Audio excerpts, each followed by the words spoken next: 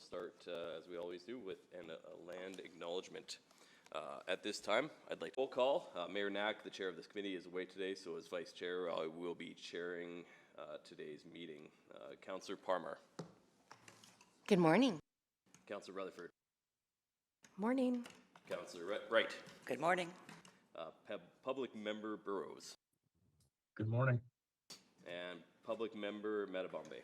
Good morning. Excellent, thank you, and myself, Councillor Morgan. We have no, doesn't look like we, I think we have Councillor Principe online. Good morning. As well, and do I see anybody else? I am, Vice Chair Morgan, I am here for about 15 minutes. You can continue chairing. I'll just be participating for the first 15 minutes or so. Good to see you, Mayor Knack. Thanks so much. Appreciate that. Thank you. Next up, we'll go to declaration of pecuniary or conflict of interest. So before we consider today's agenda, I will ask all members of council present if they have any pecuniary or conflicts of interest to declare regarding any of the items to be discussed.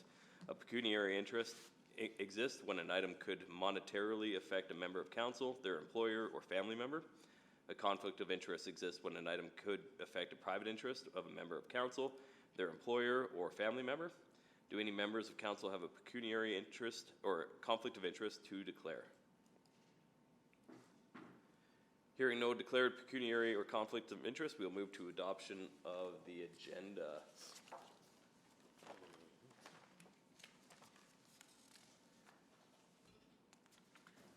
And, I'll move adoption of the agenda as presented.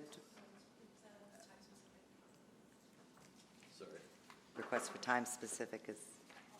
Yeah, we do have a recommendation for the following item to be dealt with a specific time on the agenda. 9.1, Office of the City Auditor 2026 Annual Work Plan. That's the first item of business. Clerk, that's done later Councillor Oh, Morgan will deal with that at item 2.4. Oh, okay, my apologies. So then, can I get a vote to adopt the agenda?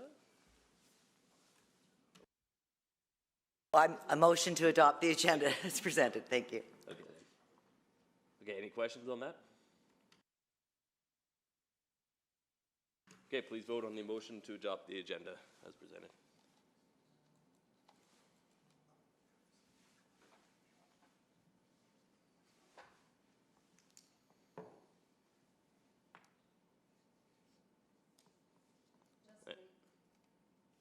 Just waiting on one vote.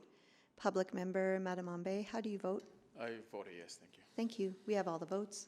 Please display the vote. And that motion is carried. I will remind all participating members today that just due to technical issues, we turn off the mics when we are not speaking as well. Thanks. So then I guess we go to the next item, which is approval of minutes from December 10th, 2025 Audit Committee. Making a motion for the approval of the minutes. So moved. That's moved by Councillor Parmar. And any questions or any errors or omissions in the minutes?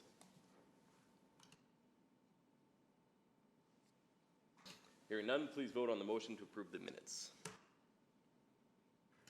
I vote a yes. Thank you. We have all the votes. Please display the vote. And that carries. Next up, we have protocol items today. And I have one protocol item to share. Good morning. The hockey community is reeling after the devastating accident that claimed the lives of 3 young hockey players near Staveley, Alberta. We are deeply saddened by the loss of Cameron Casorso, J.J. Wright, and Caden Fine. These young men were more than just players, they were part of the fabric of the community. They volunteered at senior centers, they helped neighbors with yard work, and they represented the very best of what it means to be a teammate.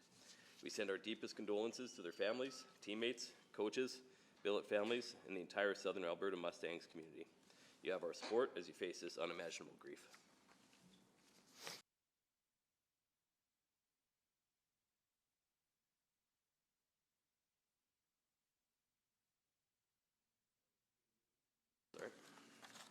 So now we'll go to 2.1, select items for debate. I'll get all members to select, speak, and we'll get the items selected. So sign up, please.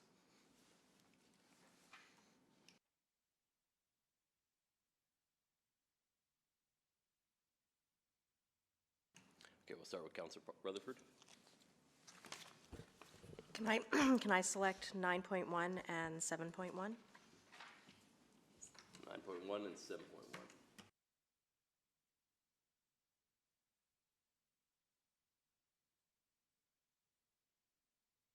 Councillor Palmer. I'd like to select 7.5 and 7.6. And Councillor Wright.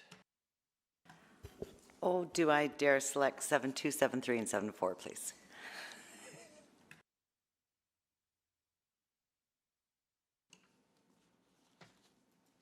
Excellent. And just to confirm that all items have been selected on the agenda. We will skip item 2.2 then and move on to 2.3. I have no requests to speak for today's, or for public members to speak for today's meeting. Is that correct, Clerk? That's correct. Excellent. And then 2.4, we have a request for an item to be time specific. May I get a motion regarding the request for a specific time on the agenda for item 9.1? Sure, I'll move that the following item be dealt with at a specific time on the agenda. 9.1, Office of the City Auditor 2026 Annual Work Plan, first item of business. Excellent, thank you. Any questions at all, members of the committee? Seeing none, please vote on that motion. I vote yes. Thank you.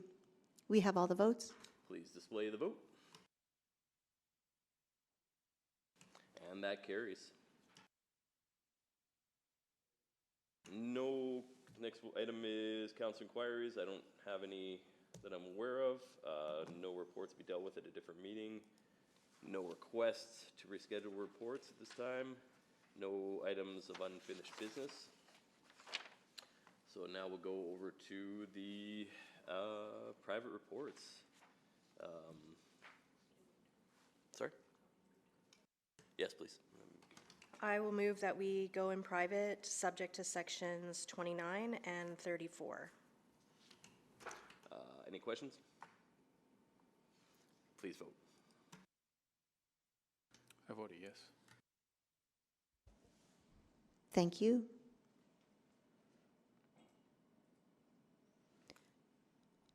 We have all the votes. Please display the vote. And that carries 7-0. We'll get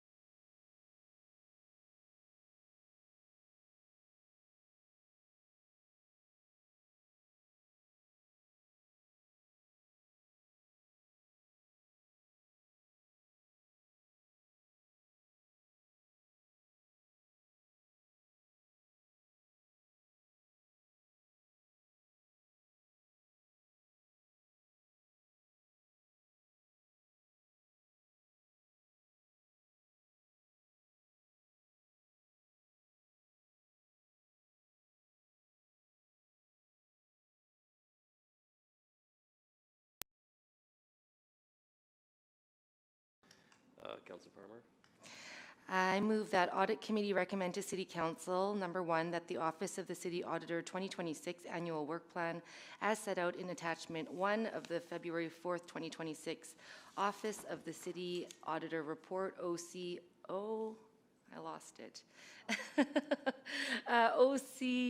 03273 be approved. Number two, that the February 4th, 2026 Office of the City Auditor Report, OCA 03273, remain private pursuant to Sections 29 and 34 of the Access to Information Act. Any questions for the mover? Seeing none, I'll ask the committee to vote. I vote yes.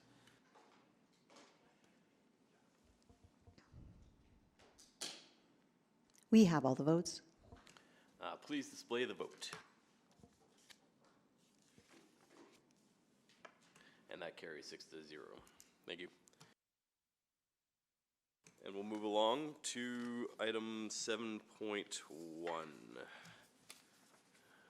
Office of the City Auditor Strategic Plan 2026, 22, 2029. We'll start with the administration presentation. Or the auditor presentation. Just mine, sorry. yeah. Perfect. All right. So you can go to the next slide. So the purpose of the Office of the City Auditor is to strengthen the City of Edmonton's ability to create, protect, and sustain value by providing council and management with independent, risk-based, objective assurance, advice, insight, and foresight. Our mandate is to provide all internal auditing activities for all programs and activities carried out by the city under the authority of the city manager. To support the achievement of our mandate and our mission to enhance Edmontonians' trust through independent value-added internal audit services over the next 4 years, we have developed this strategic plan. Next slide. Okay. So the plan includes 4 strategic directions with corresponding strategies that we will undertake over the next 4 years. Our 4 strategic directions are quality audit, advisory, and investigative services, promote Office of the City Auditor value, organizational effectiveness, and to foster a high-performance culture. For each strategic direction, we have also identified performance measures and targets. We will report on the achievement of this plan and our annual work plan in our annual reports. Internally, to support the implementation of the strategies in this plan, we have developed a 4-year roadmap showing what we will do to implement each strategy. We also have an operational plan that we create each year that breaks the strategies down even more, and we've also aligned our staff members' personal plans to the strategies. And that's all I have, so I'll take questions. Thank you, Auditor. We'll go to questions to the Auditor from committee members. Please sign up.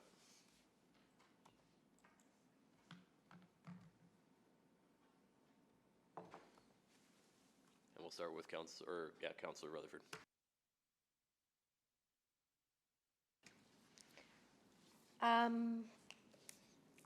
Thank you. I think my first question is related to some of the measures. Specifically, I thought that the measure was really odd that, you know, it's under on page 7, under the strategic direction number 2, promote the OCA, the Office of the City Auditor value. You have, we will measure and assess our progress in performance measures by the percent of recommendations that the Office of the City Auditor in the year are accepted by administration, with an annual target of 90%. Do you know where I'm going with this? Yeah, that's a great question. You're wondering, why isn't that 100%? Well, no, I'm not wondering why it's not 100%. I know you can't put it at 100%, No. but I don't know. Like when you go up to things like the independence of the city auditor and the preamble, I don't know why we would make the value of the city auditor linked with administration's perception of the city auditor, per se. Yeah, no, I see where you're coming, but for me, the value isn't really seen by the city until those recommendations have been implemented. So if they're not accepted, they won't be implemented. And so that's why we chose this to show value, and that's what it means for us. I just can't imagine a scenario where, has there ever been a time where administration has not accepted the recommendations of the city auditor? So actually, by the time we get them into the reports, we've had some back and forth. Sometimes we do start maybe with a recommendation not being accepted, and we're able to work on the wording of that recommendation or the intent and understanding and still be able to make that recommendation. But what I want to be clear is that if there's a risk and it's significant enough that I feel it needs to be reported to council and committee, we will still make the recommendation, even if it's not going to be accepted. That's not ideal. It's not ideal for me either, because then I know it's not going to be addressed, and that risk won't get addressed. There'll still be a risk. So I feel like I'm not adding as much value that way, and that's why you don't see that very often, but it does happen. Maybe not with me at this yet, but I just don't want it to be seen if I said they were 100%. That sends to me the wrong message as well. So I don't think it's a measure that we should be measuring, frankly. That's where I'm coming from. I don't see it as adding value. In fact, I find it very concerning, even in the back and forth, and I've said this to you before as the city auditor, right? It says, we confirm our organizational independence annually and disclose any interference we encounter related to scope, performance, or communication of the audit work and results. When you're telling me right now that you make recommendations and then you have a back and forth with administration, I see that as interference, actually. Sorry, I can see where you're coming from, but we also have a responsibility to work collaboratively, and I know we've had a conversation about that, but that is part of the standards that I follow to do that, to work collaboratively.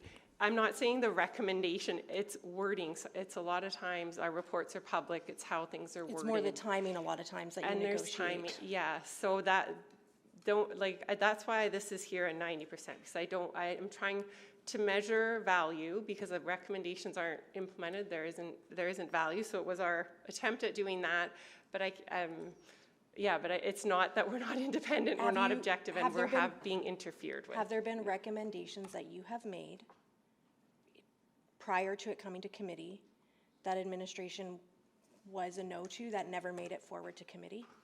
No. Okay, that's good to know. I'm not done. Sorry.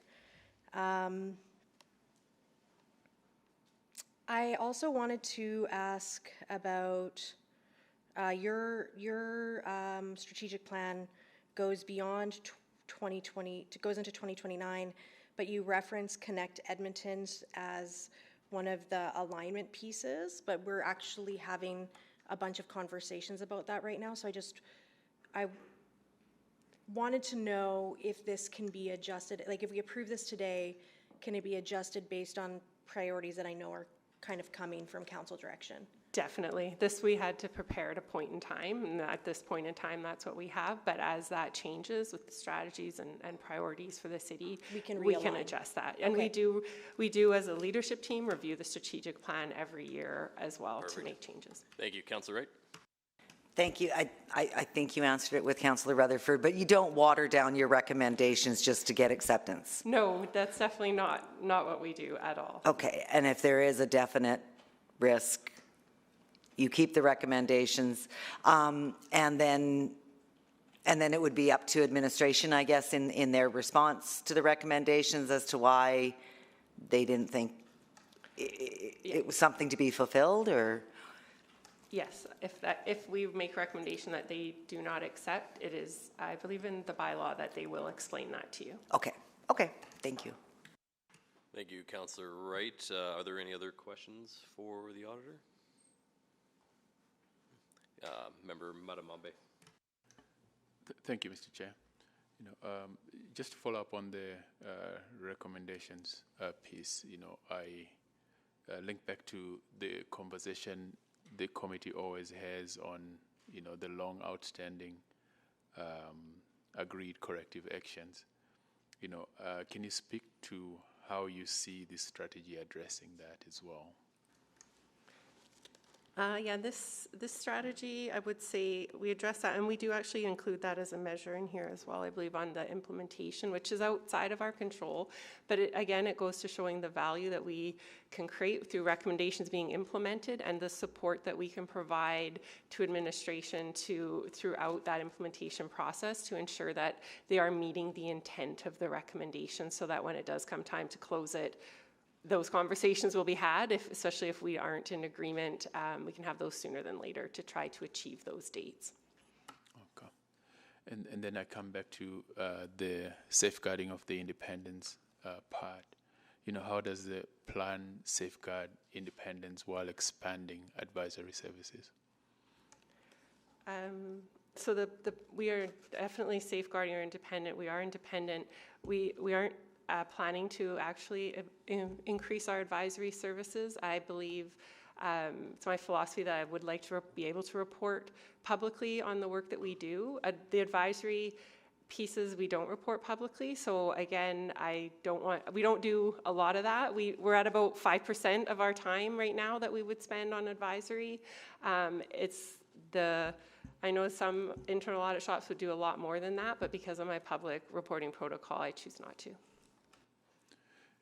Thank you. And then just coming back to the strategic directions, how do you see these linking back to what you see across other cities as well, and possibly in best practice? Yeah, so I believe we are actually in front of a lot of other cities. We've had a strategic plan that we had for the last 4 years. It's a new requirement in internal audit standards to have strategic plans. So other cities have been using our plan to help support theirs. But we did look, while we prepared to update our plan, we did look to see what other cities are doing, and I believe we're in line with that. Cool. Thank you. Thank you. Councillor Rutherford. Thank you. I'm going to circle back to the measures again for that one strategic direction number 2. So when I read the strategic direction, it says these are the strategies that we're going to be having. It says maintain relationships with city council, administration, and external parties. It says engage audits and clients to provide honest, constructive feedback and build public awareness of the Office of the City Auditor.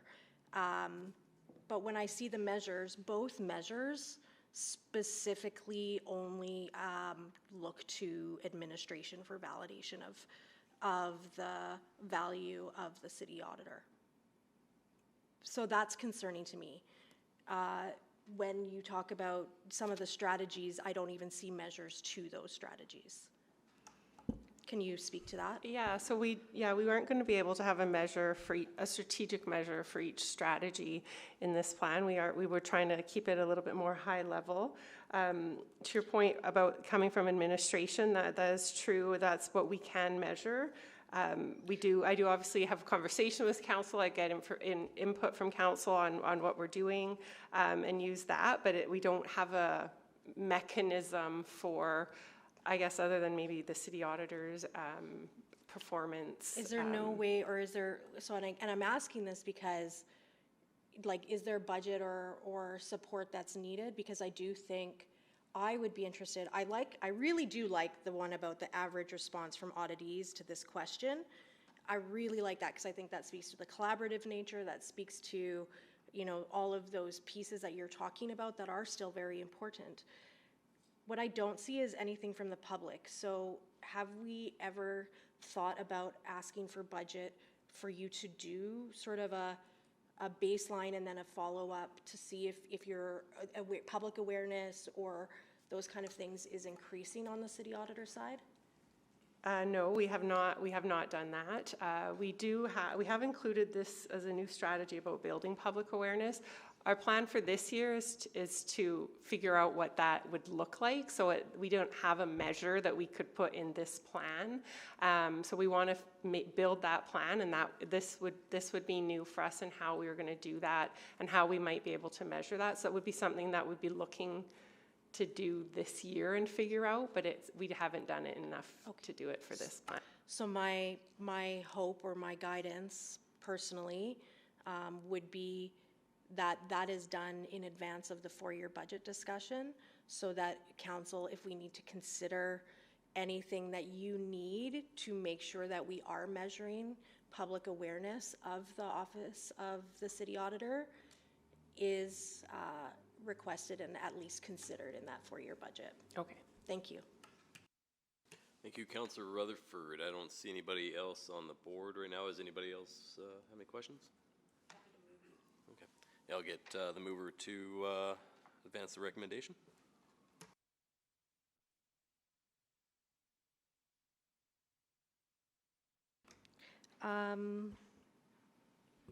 I move that the Office of the City Auditor 2026 to 2029 strategic plan as set out in attachment 1 of the February 4th, 2026 Office of the City Auditor report, OCA 3274, be approved.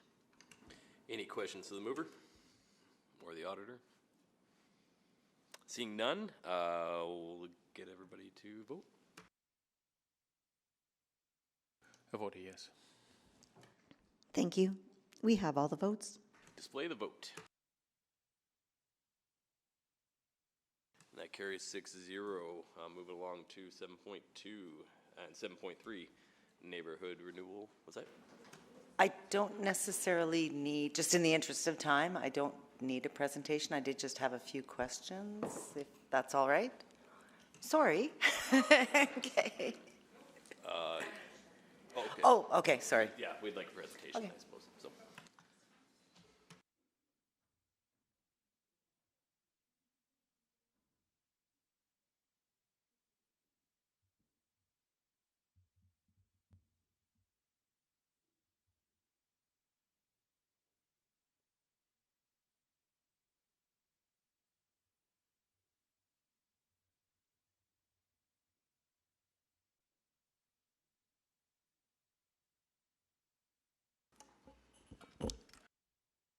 And you can go ahead with All the right. presentation, thanks. We'll get started. Our presentation is quite short. So next up is our neighborhood renewal audit, neighborhood renewal program audit. The audit team for this audit included Deputy City Auditor Jason Sullivan, Senior Auditor Lance Cooper, Auditors Jeannie Kim, and our CPA student Jaron Brazeau, as well as our data analytics team, Alfred Apia and Jasmine Zip, all worked on this audit. And I want to thank the management and staff of the Building Great Neighborhoods branch for their cooperation and support during the audit. And Jason is going to do the presentation. So this audit had two objectives. First was to determine if the Building Great Neighborhoods branch manages neighborhood renewal projects in alignment with the city's project development and delivery model. And second, to determine if the branch manages the public communication and engagement opportunities to control reputational risks related to neighborhood renewal projects. Our scope included any neighborhood renewal project completed in the past 5 years. Overall, we found that the branch has met the first audit objective of managing neighborhood renewal projects in alignment with the project delivery or development and delivery model, although there are some areas for improvement, and has partially met the second objective of managing public communication and engagement opportunities to control reputational risks. Next slide, please. We had 3 primary findings as part of this audit. First, while the Building Great Neighborhoods branch does develop and deliver renewal projects that follow established project management controls, they can strengthen their internal requirements around supporting documentation that should be retained as evidence for approval of field design changes. These are specific to changes occurring during the delivery phase of the projects. Second, the branch consistently does carry out public communication and engagement and uses information gathered from residents to adjust project designs where possible, while still adhering to city policies and standards, and provides construction updates to residents of the communities undergoing renewal. That said, we found that the branch can improve how they clarify expectations for residents regarding how information from engagement activities will be used. Administration intends to accomplish this through the inclusion of additional details as part of engagement opportunities, and we also found that the branch should document internal guidance around how it chooses which communication and engagement tactics it uses in different situations.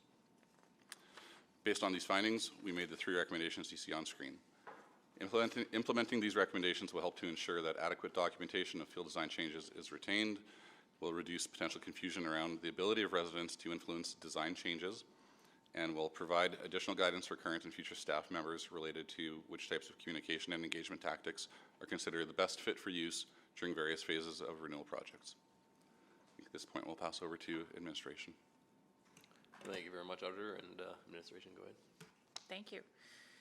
Good morning. My name's Sarah Nichols. I'm the Deputy City Manager of Integrated Infrastructure Services. I'm joined today by Nicole Wolf, our Branch Manager of Building Great Neighborhoods, as well as Nancy Domagen, Director of Neighborhood Planning and Design, Steve Schmidt, Acting Director of Neighborhood and Open Spaces Infrastructure Delivery, Jen Rutledge, Supervisor of Neighborhoods Planning and Design, as well as Sarah Mate, our Director of Communications and Engagement. We would like to thank the City Auditor for the Neighborhood Renewal Program audit and the identification of both positive observations as well as 3 opportunities for improvement. We agree with the 3 recommendations identified by the auditor related to field design changes, additional clarity on feedback from public engagement, and determination of additional public engagement tactics. To speak more on the recommendations and associated solutions, I'll pass it over to Nicole. Morning, everybody. So going into a bit more detail on recommendation number 1, I'd like to note that documentation was present for all of the reviews that was put forward for the field design. However, the form of the documentation varied depending upon the situation in the project. So to augment the existing process we have, we're implementing a procedure and template that outlines the type of documentation based upon the type of field change design that's going to be there, and we'll be implementing that here this construction season. In regards to recommendation number 2, the branch has worked with our business partners to update our public engagement and communication templates to supplement the existing corporate language and definitions for the different levels of advise, refine, create, and decide by providing more neighborhood renewal specific language and context. This will be part of our updated templates that will be used in all of the comms and engagement done through neighborhood renewal. And then finally, for recommendation number 3, typically the branch reviews and decides upon what additional public engagement tactics to use when planning upcoming engagement phases, if required, in project meetings. So going forward, the branch has documented this process to assist project teams with determining if additional engagement tactics are needed for renewal projects outside of the typical interested party meetings like community leagues and businesses, as well as the larger community drop-in events and online surveys. So at this time, the updated template and examples of application and current engagement and communication materials have been provided to the City Auditor for evaluation and consideration on recommendation number 2 and number 3.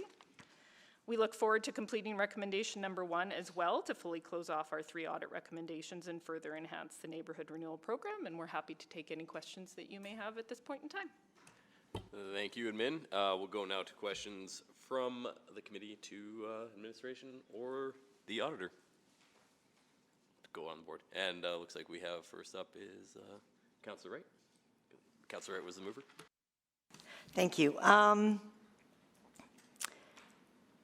Okay, what am I asking? Okay, so the types of documentation, you're updating that process and that, is there any training being provided to all those who should be accessing those documents? For sure, there'll be the standard rollout and communication to all staff with training and expectations, and then review of the project files as we move through the projects to make sure that they're documented appropriately. Okay, so because sometimes things change, but nobody knows about it, okay.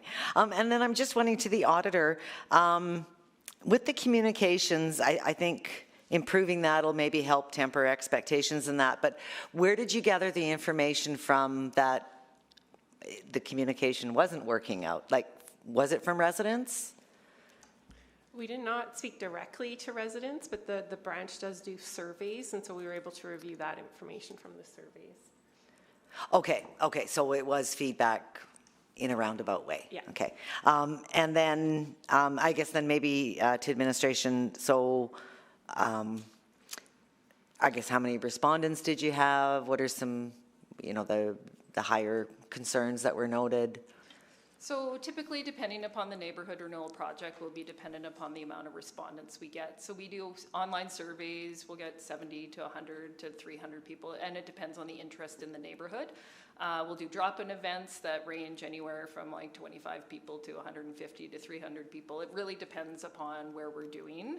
From that, typically the feedback that we get is not uncommon for engagement on city-related projects where feedback is provided, but they don't necessarily see their feedback implemented in the final design, and that's because of policies and things and constructability and utilities and things that we do. So that's the typical conversation that we have where they've provided feedback. And this recommendation is really about the design phase and the construction phase that we're at and what they can actually influence. So in advise, we're just seeking information, and we'll be more clear about what we're going to use that information for. Advise maybe to come up with options and trade-offs of different designs and things like that. So we're just adding some neighborhood renewal specific language to the regular phases of comms and engagement. And have you ever looked at 3-on-1 or counselor escalations for feedback? We get thousands of those, and we look at them all and try to grow with every opportunity that we have. Okay, so that would be taken into account in these. Okay. And then one question on page 6, I think it is, of the auditor's report. What is it, 178 was the average investment that was from 22 to 24. And in 2025, there was a budget of $250 million. I'm just wondering, did that allow for more neighborhoods to be renewed, or was that escalating costs? So that's just cash flows of the average budget that we have for neighborhood renewal is $174.4 million a year, and it just depends on how the projects progress in construction, because that's our most expensive part of neighborhood renewal. So if when we set up the budget, expected it to be equal, it's never equal, because we have to go through comms and engagement and planning before we do that. So that is really just the output of the timing of the projects. It's not cost escalations at all. Have you experienced cost escalations? We always experience cost escalations. The market is definitely out there. We do work within our budget, and if there are cost escalations, we will delay other projects or slow down other projects or slow the start of other projects in order to stay within our budget for the 4-year budget cycle. Okay, that was going to be, does it hamper the project itself? Will you not do as, nice street lights or something like that? No. Okay, so it would delay other projects rather than reducing the scope of that neighborhood. Okay. Yeah. Do I ask if you're going to be coming to council for any additional funding? So being that there's a policy and a dedicated levy that comes for neighborhood renewal, we're not looking to have any more than that. Okay, you'll stay within. Yep. Okay. Okay. Thank you very much. That's all I have. Thank you, Councillor Wright. Councillor Rutherford. I guess I want to focus on the PDDM model for a second, and I'll go to the city auditor first. In the scope of this, you kind of had it broken down to even sort of that handoff with operate, correct? Yes. Okay, and there was no findings on that component between the transfer over from IIS to city ops? And in terms of could you?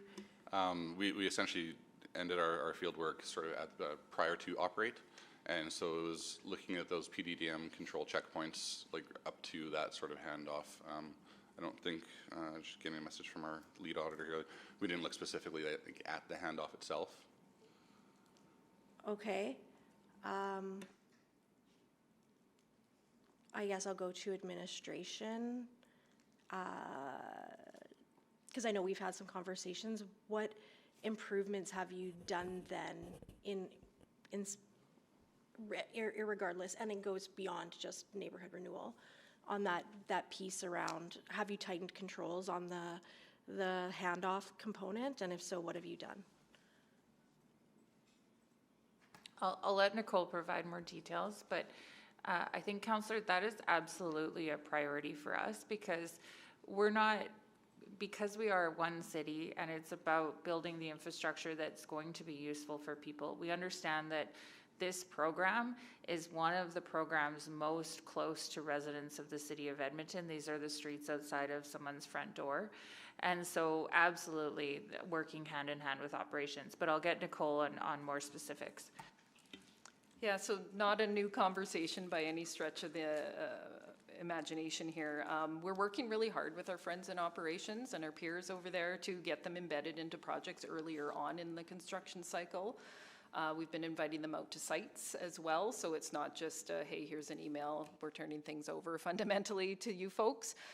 We're also doing a lot more specific meetings on turnover of projects as well throughout the year. So starting here in winter and spring, we're talking about what will be turned over in the fall already, as well as we're just looking to work towards having their team more involved at earlier phases so they understand as well on the planning and design side. And with the operating impacts of capital project that's kind of underway, that's going to be part of that as well, as just getting them in on site so that they are very aware and alert on what's going on, which is a little bit different than we've done over the last few years, for sure. Perfect, that's good to hear. Sorry, did somebody else have something to add? I just wanted to add, we're also making sure that our folks that do planning and design are understanding what operations is like. And so I know our folks have done ride-alongs and things like that to understand how kind of the design of the roadways affects things like snow clearing. Perfect, I'm glad to hear that as well. I did want to jump over to the engagement and the engagement tactics. Can I just understand, so we have, like, I think in general, as somebody that's, you know, familiar with public engagement, they've done a very good job. But one of the things that I identified before to IIS, and this is to the auditor, is that final design, they mark it as engagement when I actually think it's inform. So you have the public engagement spectrum that goes from advise to decide, but there's also an inform phase. And yes, they do collect minor technical feedback on an alley access or something very specific to a very specific household. But I actually think the marketing of that final presentation is setting up expectations that are not accurate. Is that what you were getting at with your? Yeah, we're hoping that recommendation 2 will help to cover that as well. So will you be adjusting that, I guess, to administration for that specific final design presentation? So I'll turn it over to Jen or Nancy just to speak to why it is what it is at this moment in time. Hi, Councillor. Sorry, way back here. So we've learned a lot over the past few years about that exact thing, about should it be advise and inform. Some projects may elicit an advise stage because it will be the first time folks are seeing that iteration of a final design, but some, it is the final design. So we actually have been shifting towards more of an inform approach, and we have a couple projects that have already gone through that. I would say Mayonic and anyways, a couple other projects we do that. So, sorry. Yeah. Councillor Palmer. Did you want to finish? I've got some time. Oh, okay. Okay, sounds great. I really appreciate this report. As one of, we have a neighborhood in Garapi that has done this neighborhood renewal, and before I was a councillor, I door knocked a lot, and I heard a lot in that neighborhood. I'm sure you have as well. To the auditor, you know, a lot of it was feedback from surveys. When I was door knocking, I heard some comments around the what we heard report was actually not the what we said. And so did you get that feeling in some of the comments that were in this audit? No, we found they were actually fairly aligned. We did look to see the progression between the different types of reports and the information that was shared by the branch. Okay. And then one of the things that I don't see in this, but I saw as a very positive, is that in that neighborhood renewal in Garapi, there was one point of contact. There was like one project manager, and so all the stakeholders knew to go to this one person. And I'm wondering if that's common practice and if that will carry on, because I think that that was very successful. We try our best. Typically, the only instances that does not occur is with staff turnover, and there's name changes associated to people moving out of positions. But we typically have one point of contact for the planning and design side and one point of contact for the construction side. So that is very typical of all of the neighborhood renewals that we do. Okay, great. Appendix 1, it shows the timeline of how everything goes from engagement to the process, how do we communicate where neighborhoods are at? Is that on like an online site so people can see where you're at, or is that, how do you communicate where you are in that stage? So that's part of our, we have websites for every neighborhood that is going through renewal, and we update the projects based upon the phases that they're on, and we keep the previous information on those websites all the time. As we go out and do engagement through further stages, we do identify what stage we're in, and we do use the engagement spectrum to identify what we're looking for from each group. So it is out there and very specific to each neighborhood based upon the phase they're going through at that moment in time. Thank you for that. And so that's updated on a weekly basis or however? We don't move that fast. It's more of a monthly and or quarterly, depending upon what's going on with the phase. Some of the phases do take longer when we get into design and we're actually looking at constructability and utilities and things along those lines. So as we move through the phase, we do identify the phase and when the next phase is potentially coming up. That's right, because I think a lot of the times we'll get questions about where we are, but if it's on a site where we can direct to, it's a lot easier in the open communication process. Okay, I also had a question in regards to similar into the engagement. So I think what I heard a lot is that residents were asked, like, what do you love about your neighborhood, and what do you want to see? And so Garrett P. said, we love our wide roads, and we love, we love this. But when actuality, that wasn't going to be policy to begin with the 1.6 sidewalks and all of the things that come with the program. So will you be changing the way that you have those initial conversations in terms of understanding what the actual policies for complete streets and the neighborhoods are before you start to ask what people want? So we do provide that as part of our conversations to date already when we talk about the policies that go into neighborhood renewal, and we'll get more into that at April 8th at the Infrastructure Committee when we talk about the policies. We do identify complete streets as the thing that we go through, and we do show people what that means on a regular basis. So there is a lot of communication out there on it already. Sometimes it's missed, sometimes it's not by the public, for sure. So we do very much, and have over recent years here, changed that to be a little bit stronger on here's the policies and the things that you can actually change. So. And that's great, and it would be great if we would be able to capture some of that feedback to the policy itself from a policymaker conversation. If there are things that people don't like to see, I think, is there a feedback to get that back to the council? So typically when we go through and we do a policy and it gets updated at that point in time, that is when the information comes back to council. So for example, Complete Streets policy was just updated last year, as well as the design standards associated to it. There was work with industry, there was work with public, there was work with all sorts of folks associated to that. So we got tons of feedback on that. Now, having said that, feedback does not always equate I'm going to have to interrupt response. you there. So, sorry. Going to the second round. Going to Councillor Rutherford. Thank you. So I just want to first circle back to finish the thought there about the final design. So you're saying that sometimes it might be informed and sometimes it might be advised, depending? It could be depending on how the design has been iterated, like how it's been going. So if it's the first time a segment of road has that design, because we've changed it from draft design based on feedback, then there could be some tweaks that could be made to that. But if it's the same one as draft design and nothing really has changed since draft, then it's more towards inform, a communication approach, not an engagement approach, is what we've been applying in the past year. And how's that been going?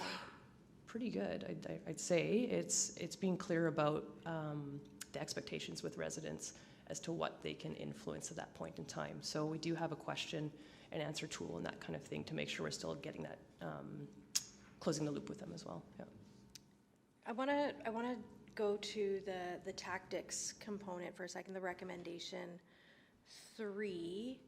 I found this one a bit interesting, just in terms of, I was like, well, the IAP2 has all of the tactics and when it's appropriate to do what tactics at what level of the spectrum, even though their spectrum's different than ours, and I won't go into here nor there on that, but I guess I had always understood that it wasn't as tailored as it's being made out to be, that like you do an open house at this stage, you might like do business engagement when there's a business area at this stage. But I did get the impression from my like observing of neighborhood renewal that overall the tactics are pretty much the tactics that are used writ large across neighborhoods. So for example, you do a survey for this thing, you do an open house at this point. Am I wrong in my understanding? I'll take that. It's pretty standardized approach, as Nicole was saying, like interested party meetings, if we meet with community leagues, businesses, then the larger community event, and online survey. Those for sure are the typical tactics. It's about, I believe the recommendation is about supplementing those. If we're not hearing from folks, we have low participation in that larger, broader community event, then yes, IEP2 tactic would be go to the people, go do intercept surveys, go to the places. So we were doing that. It's about documenting that practice in our templates is the recommendation. Yes, and that's fantastic clarity, and I would agree that the one thing I think is a gap is any nuanced tactics, because when I hear some of those numbers, when I think about the neighborhood population, I'm like, it's actually not necessarily reflective of the broader public, and it's hard to know whether it's apathy or lack of knowledge of it. So I was going to ask if these tactics will include looking at demographics for if you need to use a different language to put out materials or those kind of things. So we already do look at that for sure. We did Macaulay, I think it went out in 4 different languages associated to that. I think some of this is really trying to get the reach out there and getting in front of the folks that we want to get in front of. So some neighborhoods have large seniors complexes, so we'll go there. And other neighborhoods would not have that necessarily, depending upon what it is. If there's community events going on, we may be conjoined with them at an event to put a table there to answer questions. So we try really hard. We do send out postcards to every single resident in the neighborhoods about our engagement. So we do try to get that breadth and depth. And this is just that if we're not getting it, what else can we do? And so I guess I go to the city auditor, if, when you're looking at if this recommendation is complete, what will you be looking for on specifically recommendation number 3? So this recommendation was really around the documentation of what tactics they use and when they use them. And so it wasn't necessarily to say they weren't being used, but what we're worried is if staff turnover, they have those things happen, this knowledge could be lost as well. So we're going to be really looking at that documentation and the guidance that they've created to support it going forward. But it could also strengthen some of the work around, when you're looking at demographics, if the population is, a certain percentage of seniors, you might want to consider this tactic versus, right? Is that what you're kind of envisioning? Both? Yes. I'm seeing nodding heads from both of you, but okay, perfect. Thank you. Thank you, Councillor Rutherford. Any other questions from the committee? Anybody online? I see we've been joined also by Councillor Tang as well. Member Mandambe. Thank you, Mr. Chair. And question to administration. Throughout all this, as you move from, say, project to project, if I can use that term, are there any learnings being captured? And if so, how are they being applied from project to project? So we actually have internal lessons learned sessions between our teams where we talk about the good things and the things that we need to grow on. We also have a feedback loop on our engagement events as well. So after the event is over, the teams will come together and actually talk about what worked, what didn't work, and what to implement next. So they're very focused on taking that feedback and trying to make it easier for everybody and learning and growing from it. And it is a formal thing that we do of lessons learned meetings and conversations internally. And do you say you are seeing, meaningful contribution coming out of this? Yeah, so a lot of it comes down to how we present data to make it readable for the public. There's a lot of that comes in there. So we're doing different formats of things, different language of things, different methodologies to present what's going on in a neighborhood holistically, large maps that people can see their houses on. So it does seem to be improving for sure over time, and it's a great boon to the team to actually take that time to learn from it and grow. Thank you. Thank you. Seeing no further questions, I'll invite the mover to make the recommendation. Thank you very much. I recommend that the February 4th, 2026 Office of the City Auditor Report, OCA 03356, be received for information, and that the February 4th, 2026 Integrated Infrastructure Services Report, IIS 03250, be received for information. Even though I know we're starting to not have a practice of receiving for information, but this is all we got. Okay, thanks. Any questions for the mover or further questions for administration or the auditor? Seeing none, I'll call the vote. Oh, sorry, does you want to speak to it? Just thank you very much, and I'm looking forward to seeing the better communications with residents, especially as some of the neighborhoods in Ward Swamatapi get done. Thank you. All right, call the vote. I vote yes.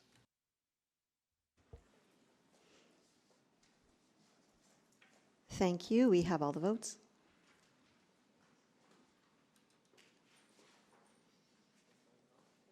Display the votes.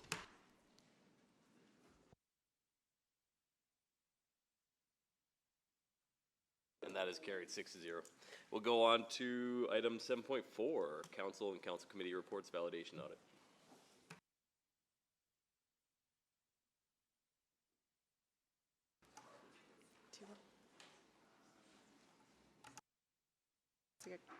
And when you're ready, you can go ahead. Right, we just have another short presentation here. So we are presenting the Council and Council Committee Reports Validation Audit. The audit team consisted of Deputy City Auditor Jason Sullivan, Lead Auditor Alan Manuel, and Auditors John Bowers, Jeannie Kim, and Pauline Powler. I want to thank the administration and all the departments who supported us as we reviewed their reports. I also want to thank the staff in the City Manager's Office for their cooperation and support during this audit.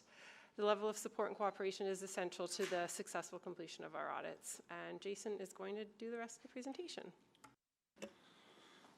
So this audit was a partial refresh of an audit we performed in 2022 and reported on in early 2023.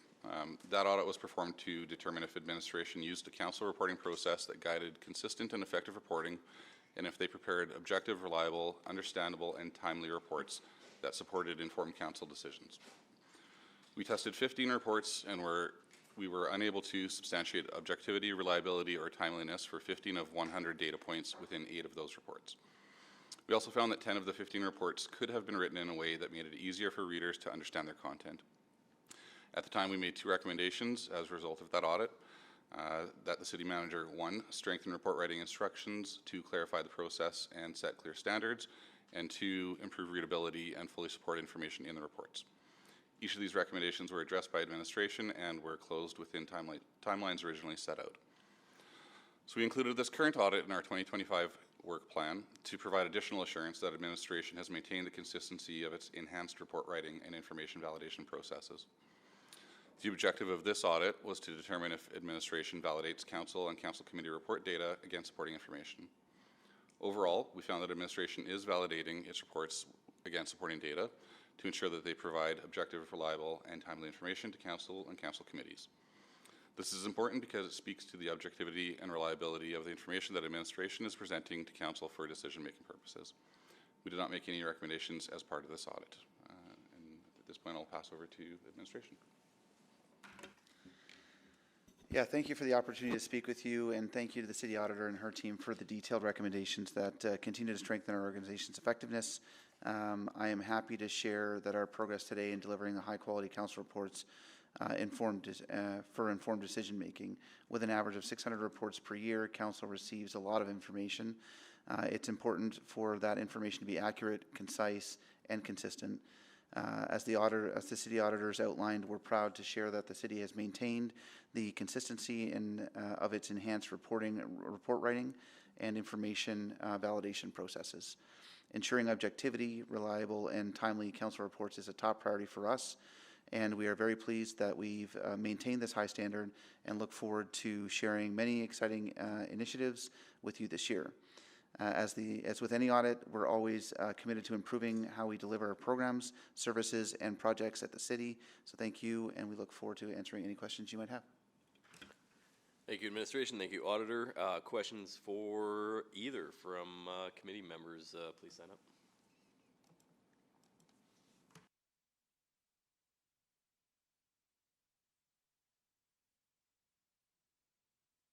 And we can start with Councillor, Councillor Wright was the selector on that one, so we can start with Councillor Wright. Okay, thank you very much. And thank you for doing the follow-up report. This isn't normal that you would. No, we don't generally do this. Okay, and so why did you, and I think Jason did sort of go over some reasons or why you decided it was necessary. This is how council makes decisions through the information they receive and the reports from administration. So in this case, we felt that there was value added from us to look at another sample of those reports and really make sure that those recommendations are still being followed and implemented. And so that's why we chose to do this as an audit, that we could report instead of just the follow-up that we do, that we don't get this opportunity to provide a full report back. So felt like there would be value for you, especially with the election and the new council that was coming, to have that assurance about those reports and the reliability and timeliness of it. Okay. And especially if we were making decisions on budget going this year as well. Okay. And I'm just, so, and quite a good improvement. So 15% out of 15 reports previously, and I think 2.3% out of 20 now, so a wider selection of reports as well. So I think that's really great. But I'm wondering if we're looking at budget and that, some of the comments you made about objectivity or lack thereof in significant economic opportunity, grow the regional economy. Was there? I guess maybe to Mr. Robar, is there other ways that we could be supporting those statements? Of growing the regional economy? Yeah.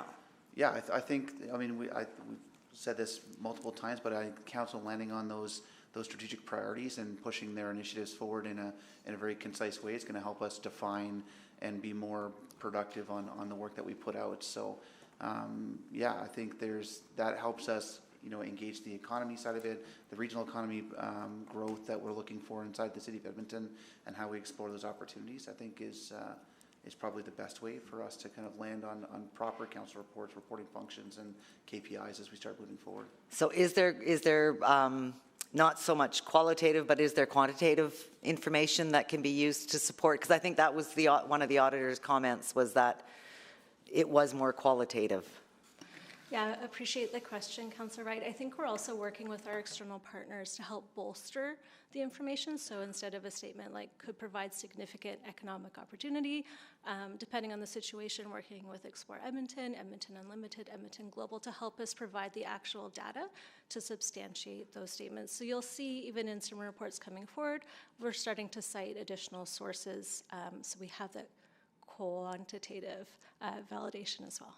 Okay, thank you. Yeah, and I think, we always knew what Explore Edmonton, just because you mentioned that, the value that they provide to the city, but then all of a sudden we get the quantitative, 29-to-1 return on investment, and I think that really helped to solidify their value.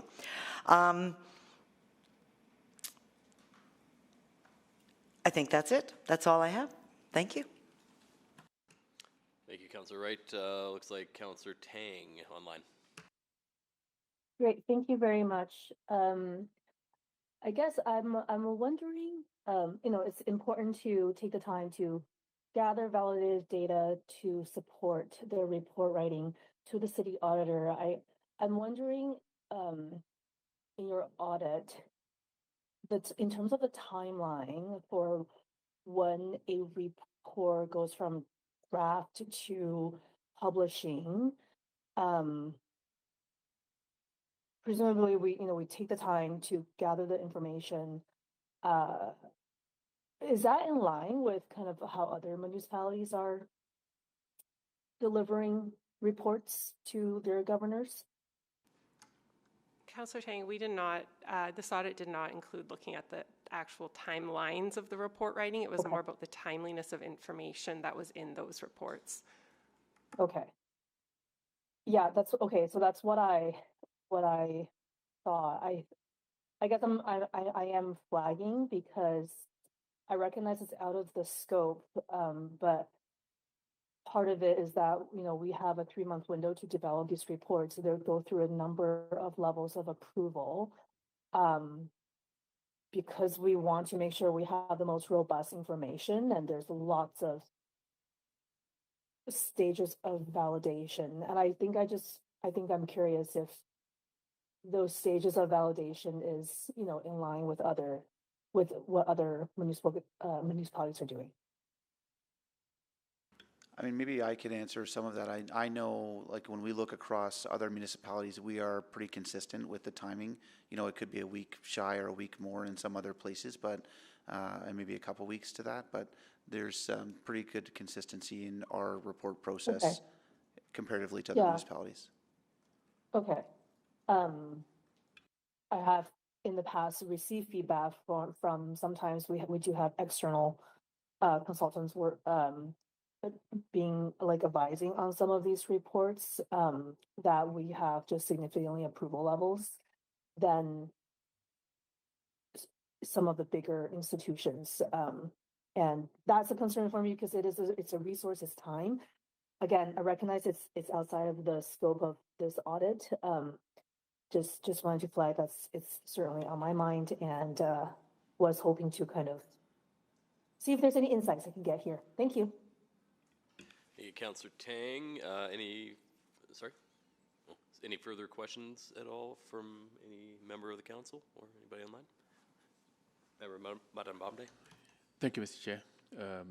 Just a general comment to the administration. Looking at the number of reports being generated, obviously they've significantly reduced from 2018 to 2025, but there's still quite a high number, 367 reports. Do you feel anybody's reading these reports? I hope so.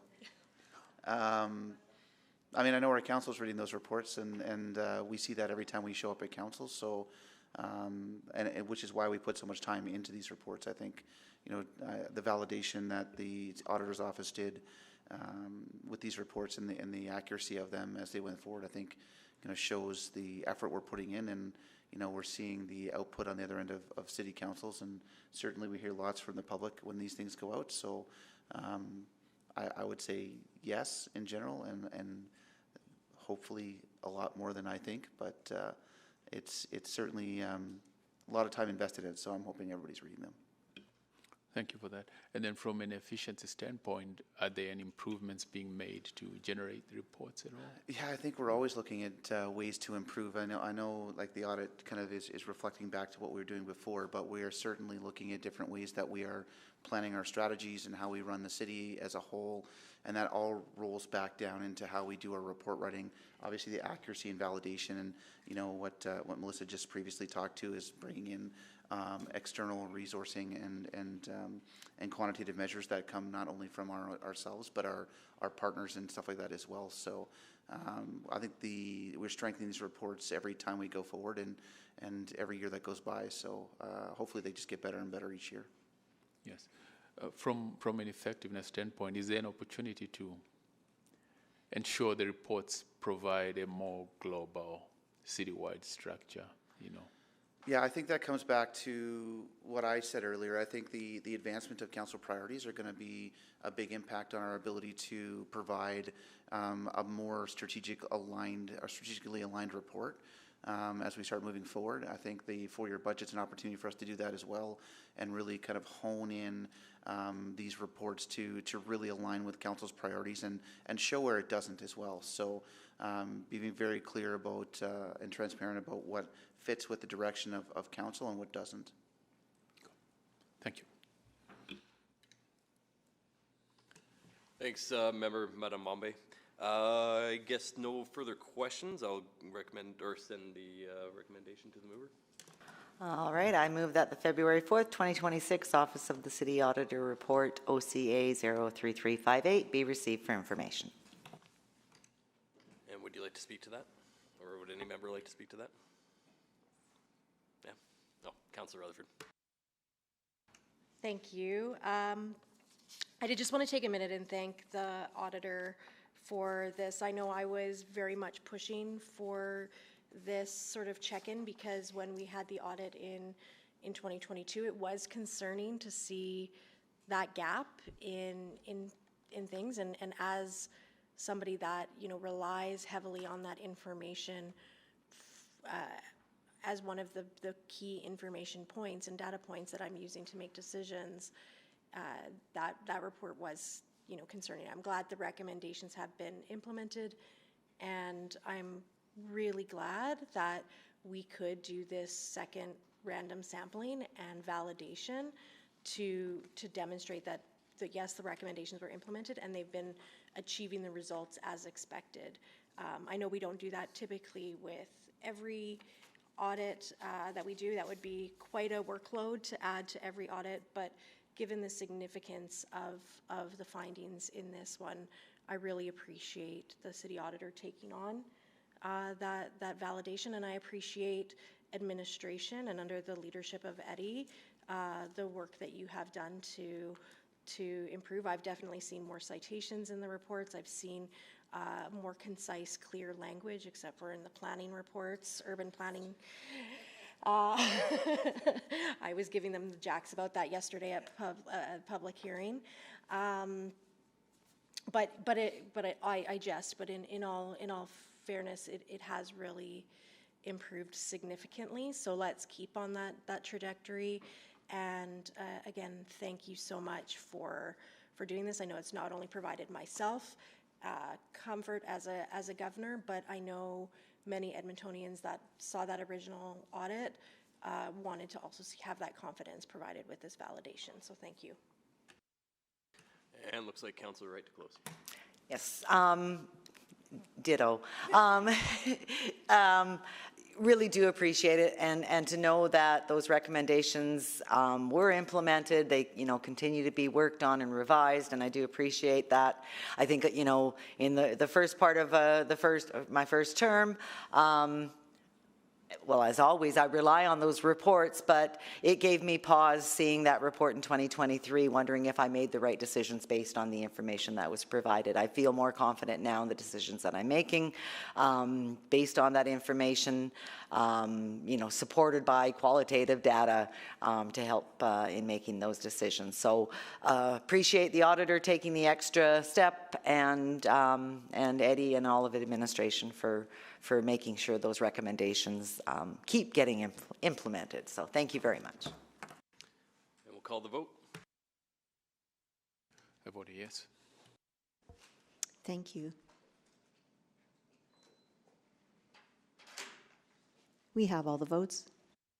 Display the vote. And that carries 6-0. Okay, moving on to combined report 7.5, 7.6. And we'll let the delegations change over here.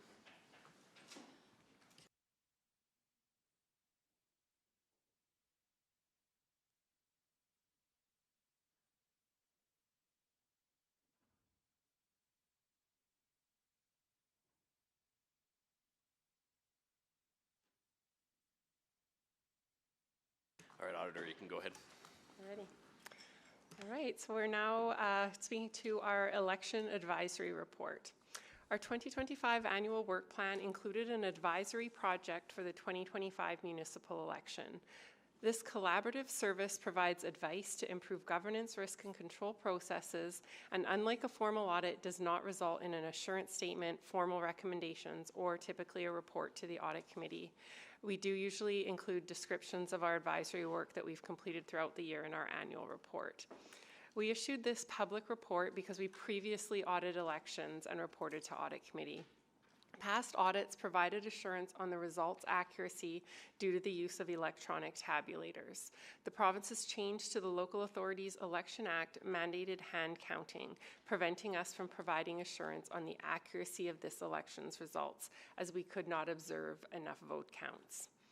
The core team for this advisory project included Deputy City Auditor Jason Sullivan and Senior Auditor Thomas Wong, with 11 additional staff members joining the team on election day, including myself, to visit voting stations. The project objective was to provide proactive advice on risk and control to Edmonton elections before, during, and after the 2025 election. The scope covered all documentation and work where Edmonton elections requested our involvement, but did not include validating election results. Prior to Election Day, we reviewed documentation, attended the training, and observed advanced voting, offering proactive risk and control advice. On Election Day, OCA staff visited 134 voting stations, immediately notifying election staff of any significant issues we found. Staff also observed processes at 12 counting stations, the central counting station, and post-election we attended recount and validated ballot accounting before finalization. Overall, Edmonton election addressed our findings before and during the election period. Our Election Day observations highlighted common themes that frustrated both voters and staff. The challenges centered primarily on difficulties with the computer system, potentially stemming from inadequate training, technical issues, or human error, and struggles with accurately completing the necessary worksheets and forms. We did make a suggestion in this report that Edmonton election consider a more comprehensive training approach for election workers in future elections to support workers and reduce voter frustration. I thank the Edmonton elections team for their support and cooperation during this project. I'll pass now to the City Clerk. Thank you. My name is Aileen Giesbrecht, and I'm the returning officer for Edmonton elections. And with me today is Brad Wells, who is the director of the project, as well as the substitute returning officer. Next slide, please. So this slide just gives you a quick overview. It's also in your report of the key election timelines. We work on a 4-year cycle, and we started planning the 2025 election back in 2023. As part of all election cycles, we always do develop an evaluation framework. That evaluation framework is still in play, and we are working on finalizing our recommendations and completing our analysis. The reason for us being here today is to just provide additional context to the work that the auditor is presenting to Audit Committee. Next slide, please. In addition to what's being provided in both of the reports, we wanted to give you a bit of a snapshot in time as the election landscape is considerably different in 2025 than what we encountered in 2021. In 2025, the key authority that we follow is the Local Authorities Election Act, and that top bar just shows you the changes that came towards us both in 2025 as well as 24 and 25. There are 3 very important regulations that we also follow, supplementing the work and the direction within the Act itself. That's the forms regulations. The auditor highlighted confusion with the forms and some frustration from election workers. Our own analysis found the same thing. The local political parties and slates regulation, as well as the expense limits regulations, were new for this election. Council does have some limited authority on how the election is organized, and that was updated in December of 2025. And then again, we brought forward a last-minute change in May to allow the automated voter assist terminals, which we're very grateful for.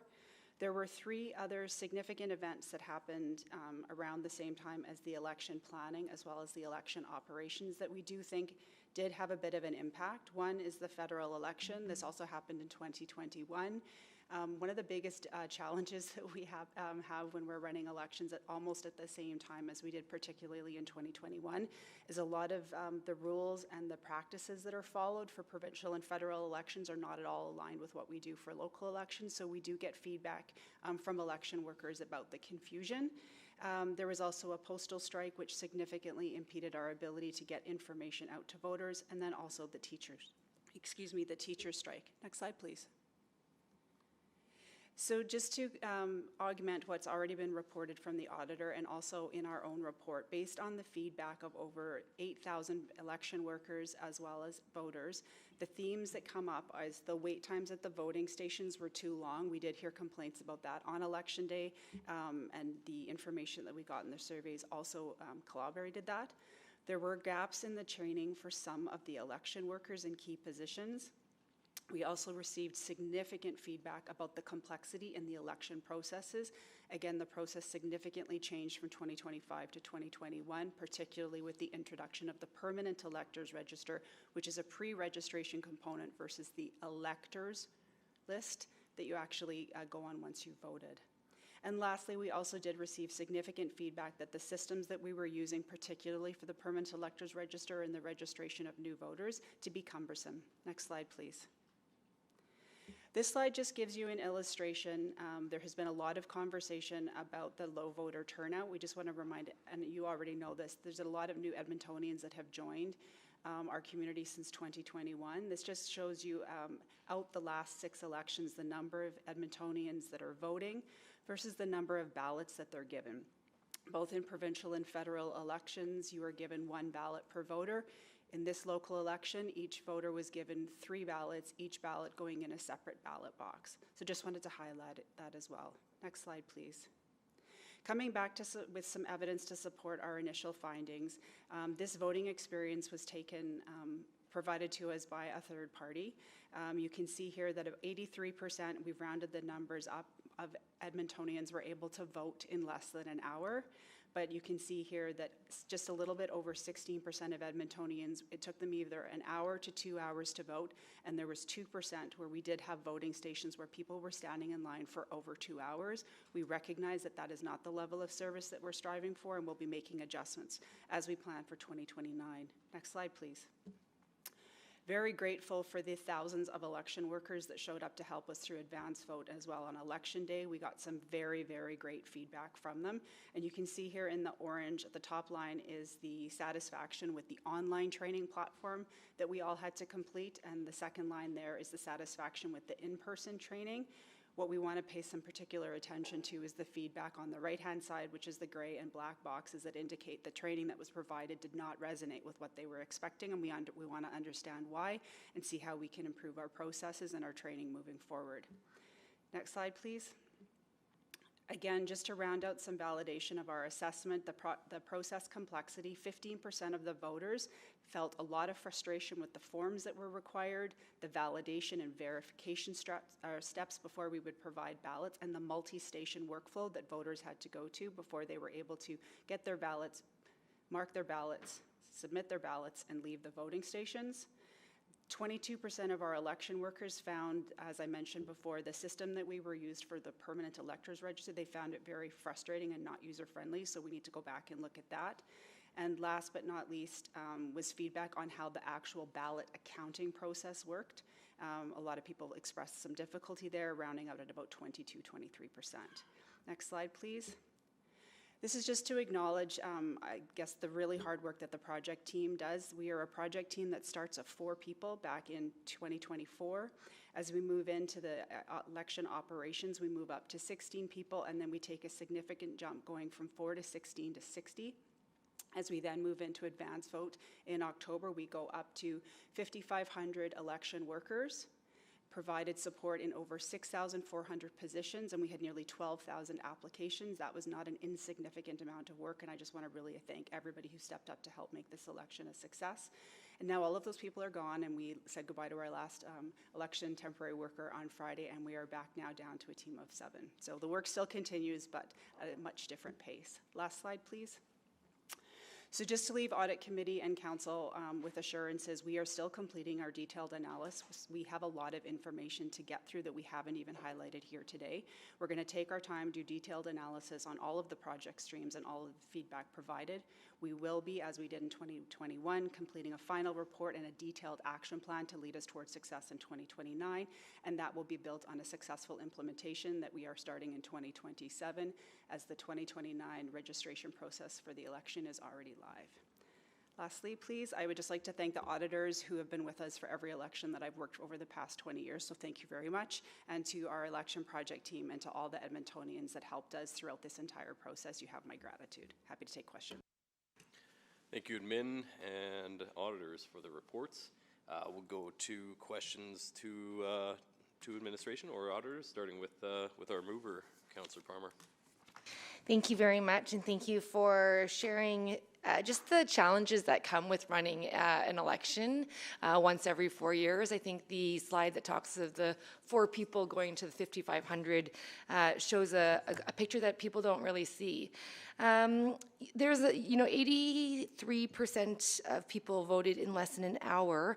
Do you have the advance poll versus the voting day poll did you find that in advance polls that was much quicker than on voting day? Yeah, generally, anecdotally, the feedback we had in our own experience through advanced voting was very, very different.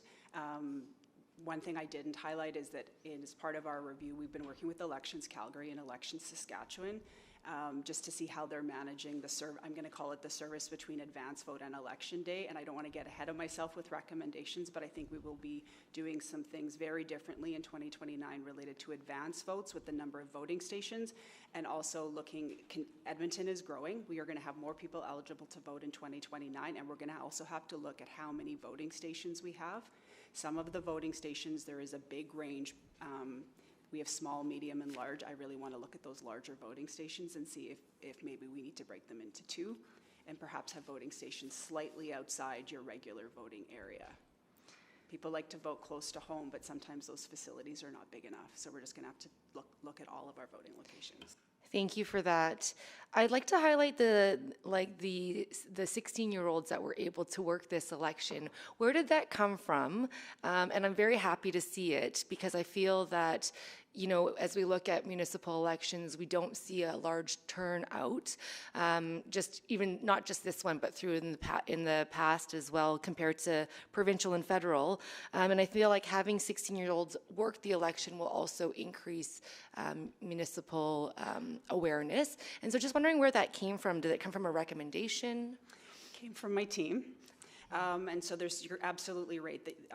The younger that you get involved in your community, the more likely you are to be engaged. And so that was one of the drivers. We also, knowing that we needed to recruit extra thousands of people, we had to get really creative. So I think there were two benefits to doing this, and I hope it's a trend that we continue in 2029. We also had great feedback that people really enjoyed it. They couldn't do obviously every role, but they did have a lot of 16-year-olds did step up and help us out. 16 and 17-year-olds. And I think that's great. I think there was a partnership with Norquest at one point. It'd be great to see the partnerships with all of the universities that we have, since we have a lot of universities here. I'm going to ask this question because I think it affected me, but I think a lot of people asked me it as well. But what triggered the recount? Can you share some of that information? Really happy to answer this question. So a lot of people, maybe I'll just provide some color and I'll try to be quick. During the election, on election day, there comes a point in the time where I actually leave the election office and I go to the count center, and I leave Brad here in charge of running everything back at the election warehouse. As the results were coming in from the voting stations, we also had a significant number of people counting advance vote ballots at the expo center. I was expecting all the mayor's races to come in quickly, followed by the ward results, starting with advanced votes. The ward that you were referring to, those results were not coming in, and I didn't totally understand why. On the second day, there were just, I won't say that everybody gets the same amount of votes at every voting station, but when you start to see anomalies, it does make you question it. I don't have a computer system to go back to. We have to go back and actually look at the papers. And so I wasn't sure if it was an administrative error or a technical error, but I didn't have the information I needed to what's called check and release the results confidently. And so that's why I was the one that called the recount. And that was done, I believe, on the Tuesday night, and the recount was then for the Wednesday. Thank you very much. That's all my questions. Thank you, Councillor Wright. Do I get to go? Yeah. Oh, okay, I'll go then. Yeah, sounds good. Yeah, sounds good. Thanks for the reports. I have a number of questions here. I was just curious about the 1,000 positions that were filled by workers already in positions. Like there was multiple positions held by one person. Yeah, so there are a large group of Edmontonians that like to work all advance vote days, which is all 5, and then they also come back and help us out on election day, and so those are the positions that we're talking about. So it wasn't multiple roles on the same day? Sorry? It wasn't multiple roles on the same day? That's not allowed. Okay. You get one job and you do that one job till you're done. So what we're referring to is we had some election workers that actually worked for us all advance vote days. So if you were part of the advance vote team, you were working all 5 days, and then a lot of people came back to work on election day as well. Okay, sounds good. I'm going to try to stick with Min, and then I'll go to Auditor here. There was a couple boxes found at Cahuan School at one point that were left over in a closet or something. Can can we speak to that and how that issue was identified? 100%. So Brad and I spent a lot of time going over, there are boxes of ballots and there are ballot boxes of supplies. And so that is just a piece of feedback that we've provided to those that are in charge of the legislation. We found that extremely confusing. We were required to put spoiled ballots, all election forms, and any additional paperwork into ballot boxes, so that we counted all the ballot boxes, but not all the ballot boxes had ballots in them. So that took a long time for us to go back through the inventory and make sure that even though some of the boxes we do believe overnight were left in the carts, that when we got the carts back, we had to catalog all of the boxes. And I believe, Brad will correct me, I think we had about 2,300 boxes to catalog, which we got all back. So the delay in that race was due to just making sure that all the boxes, not necessarily votes. So are you talking about the boxes we sent to the count to be counted on the Wednesday? I'm talking about the boxes that were found in Cahuan School. Yeah, so there were some boxes that when we had information, we had to make sure that the information that was entered into the system matched the information that we had on the paperwork, and that just took some time. Okay, sounds good. I was curious about, and just humor me here, I'm just curious about the difference in security technology between the electronic elector register and the voter tabulation machines. Like, why is one more secure than another? I mean, I've heard lots about like the tabulation machines not being used anymore from the province because of security issues, or they're concerned about security, but we're using others, I would guess, similar technology as well. Is there any thoughts on that? Yeah, so election tabulator machines, they read a piece of paper and they record a dot. That's all they're doing. That's all a tabulator does. The permanent electors register comes from a database from Elections Alberta that's sent over to us in secure files. We then made a very intentional decision to have those databases loaded very securely on laptops so that we didn't have paper copies of personal information floating around, and we had that locked down to just the election staff. So they're not at all related or the same thing or for anywhere near the same purpose. All the tabulators do would read the dot on a ballot. There's no personal information. And that's not something we were allowed to use anymore? The tabulators? No. Okay, thanks. And then, what else did I have for you? I guess, and maybe this is more for the auditor, was there questions asked of election workers if they're willing to return for 2029 to work? No, our auditors did not ask them about that. That was out of scope. Okay, cool. Can I? We did, though. You did? Okay. What? Because we want them to come back. Okay, and so do you have like a percentage of who's willing to come back? How many people are willing to come back? I don't have the number right in front of me, but I believe it's somewhere in the high 80% range. High 80%. And what was the percentage of workers, if you have it, that came back from 2021 to 2022? I don't have that data. But I could say we did launch, if you've worked with us before and you'd like to come back, and we sent out just an email because we had that information, and we were overwhelmed by the number of Edmontonians that stepped up. So I was extremely worried about recruiting and retaining a number of workers. That actually was not our issue. Okay. How were negative experiences graded? Actually, I guess this wasn't really. Never mind. I'll leave it there. And who's next? We got Councillor Wright. Thank you. So the voter registration list that came from the province? The permanent, very similar, the permanent electors list is how you would register to be on what we call the PER, so that we had that information when you showed up at the voting. Okay, but even though we had that list, the city had to create another voter list from that? So we get the list. Part of the frustration was that we had to validate that you were who you said you were and that you were on the list. And that you were a Canadian resident? The requirement to vote is provided by the province, and there is a number of acceptable identifications that is followed, and then you sign a piece of paper saying that you haven't voted, that you were all these things, and that you were eligible, and we're required to accept that paper. That's called Form 13. What gets created is if you vote you become part of the electors list. That's what I'm talking about. And that was all done electronically, and that's what the election workers found was cumbersome and a lot of voters found frustrating. Okay, so now that they're on that voters list, does that, will we avoid that confusion in 2029? I don't know that it was confusion. I think it was frustration because it was a new process. So we update the information and give it back to Elections Alberta. I am going to assume I'm running an election in 2029 with the same legislation. And so we will have to consider how we make sure that election workers have that information, and we'll have to make decisions about if we do use technology in the future. It's extremely helpful for us because we got real-time data and we actually could see what the voting patterns were like. So I'm a bit hesitant to say what the plan will be, but we are going to take all the feedback into consideration. Okay, so we may or we may not have to go through that process again of confirm. We will always have to validate that you're eligible to vote. That's just a requirement. But just how we do that might be different. Okay, perfect. On your slide number 3, where you showed all the challenges that you were up against, thank you for taking them on.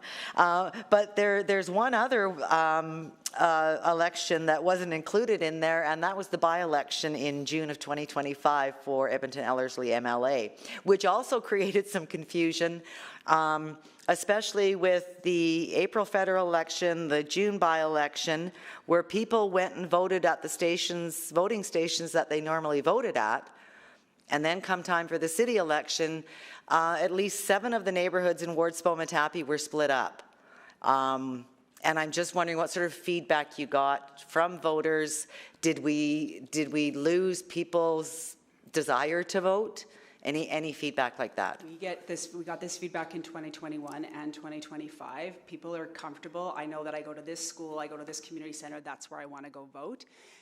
As Edmonton's demographics are changing, we spend a lot of time working within the logistics team to make sure that we're finding voting stations that are not only within your area as best we can, but also big enough to meet the requirements. I do believe not being able to get out the voter information cards, and I personally heard this from many, many people, it was a deterrent, it was frustrating.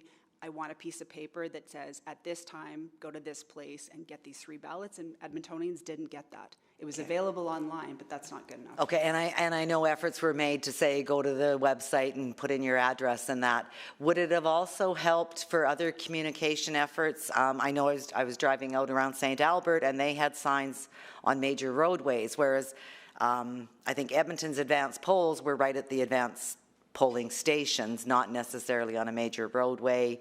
Could we have sent out maps or something for people to actually see that their polling stations have changed? So they don't change. So just because that voting station is used for a federal or provincial does not guarantee that we will be using it. Changed from previous municipal elections. It changes all the time depending on our requirements. Definitely election signs is a hot topic in our office about how best to get the information out. We did intend that the majority of the information would be coming after nomination day in the voter information cards. We are aware that Calgary does something very different where they actually send a booklet out. I think it's in the middle of September before nomination day with every single voting opportunity. It's very expensive. I mean, it's quite substantial, but we are looking with other jurisdictions to see how to reach Edmontonians and how to reach voters. Some people are just more comfortable with paper, and we understand that. So we're going to look to do better in 2021. All right, thank you very much. With about a minute left, sounds like there might be consensus to push this into lunch for about 10 minutes. Would that be agreeable to? What's that? We just need a motion. Okay, cool. Would somebody like to make a motion for that? Yeah, I'll move that we change orders of the day to finish this item. Okay, can I get a vote on that, I guess? I vote yes. Thank you. We have all the votes. Display the vote. And that carries 6-0. Next committee member will go to Councillor Rutherford. Yeah, I feel like we're skirting around some obvious conversations, and I want the public to understand how significantly different this election was in operations from previous elections. So I'm going to go to the city auditor first. Your role significantly changed as per you advised on this one. How is that different from your role previously? So previously, we were able to call this an audit because we could provide assurance on the accuracy of the vote because of the use of tabulators. So we did work prior to the election to validate the tabulators were working as intended during and after. Yeah. So that's a big shift. Yeah, I would say I'm unable to do that with hand counting. There's too many locations and yeah. Yeah, absolutely. And the legislation, like typically the timeline for planning for an election starts as we've identified. You're already starting to plan for 2029, is that correct? Yeah, we start preparing from a practical perspective, but we are at least a 48-month project. We anticipate knowing what the environment is 48 months out. But the legislation and not only just the legislation, but the follow-up of the actual, I guess, standard operating procedures or those components that came out of that legislation with the change was not quick coming. Is that fair to say? There were significant changes to the legislation that did impact our operations for sure. But they came later in the game, like from an ideal planning perspective. Yes. Okay, I think it's really important that the public, and you came to council prior to the election to basically, and you were very explicit in stating that there would be a significant delay in the announcing of the outcomes of the election. 100%. So one of the things that people point to is, well, Calgary and Edmonton both had the same things they were up against and their delays didn't. But this is where we've got some lessons learned. We're going to apply those. But in general, there was a lot of things, including what you've also alluded to of the postal strike. There was a lot of hurdles around this election. There absolutely was. And so I guess to Mr. Robar, as the city manager is ultimately responsible for, the delegation of authority to run the Edmonton elections. What is your thoughts on how this election went? Yeah, I've been in operations for 25 years. I've been running operations for 25 years. You're asking people to do one thing on one day, 6,000 people to do one thing on one day they've never done before in a new process we've never had before. So when you look at those processes, and I couldn't be more proud of the process, I'll be honest. I've done this a long time, whether it's winter games or big concerts or things that you have to do with a lot of people all at once, and it's people impact. But I never made one phone call to anybody that didn't win that election. And that was specifically because all the protocols, all of the catches and checks and balances are in place to catch the challenges that go on in those times when you're dealing with people and what people can bring to the table. So for me, and not without its amount of pressure from me to the elections team of wanting to get the results out quicker than they should have, and they chose not to do that. And I think, even with me asking that question of like, when can we get this out? When can we get this out? They did the right things at the right time when they needed to be done, and I couldn't be more proud of the team that did that work. So when you're looking at those situations in operations as big as this, with the time frame that they had to do it in, we never called one person that didn't get voted in, and all of the election votes were online when they were supposed to be, and I consider that a success. Yes, we have some stuff that we can improve on as we go through the process, and we'll be doing that for the next election if we're in the same situation that we're in, and we'll have more time to do that with, but I'm looking forward to cleaning that up for the next time around. Okay, I do have one other question, but I'll come back around. Sure. Member Madam Bombay. Thank you, Mr. Chair. A quick question to the city clerk. When I look at the turnout percentage, it's seemingly low. How does this compare to other jurisdictions? Other municipal jurisdictions or other federal and provincial? Like municipal. This is definitely a lower turnout than we were expecting. Absolutely. I was expecting it to be higher. I wasn't expecting it to be at 200,000. And what is being done about this for future elections? Is there a public awareness strategy that's going to be in place? Is this something that the city clerk does? Or we had a public awareness strategy about your opportunities to vote, but it is your choice whether or not you show up to vote, and the motivations between different groups of people, it does evolve over time. And so our obligation is to create opportunities to vote, and we'll continue to look to expand that. But whether Edmontonians choose to participate and exercise their democratic right, you have the right to vote, you have the right also not to vote. Yeah, reflecting on it based on the understanding that, compared to other jurisdictions, this is rather low. So I'm trying to understand why other jurisdictions would have, a higher turnout percentage, compared to Edmonton. So I'm just failing to understand that. I don't know that I'm the person to answer why the percentage was so low. There's different motivations for people to vote. Yeah. Okay. I will say, though, when we were preparing the evaluation process, sort of this time last year, we did include a survey of Edmontonians, vote whether you voted or whether you did not vote, because we do try to understand that, but it is really hard to figure out the motivations as to what motivates people to actually vote. Okay. I come back to, the awareness. You did provide comments around some activity occurring around that, so from your strategy, would you compare it to what Calgary is doing or other cities? I mentioned Calgary because you mentioned that Calgary issues a booklet which is more expensive to prepare. What does that mean for Edmonton? Is it a question of funding not being available for such initiatives, or is it a different environment altogether? I would say Edmonton and Calgary are very, very different.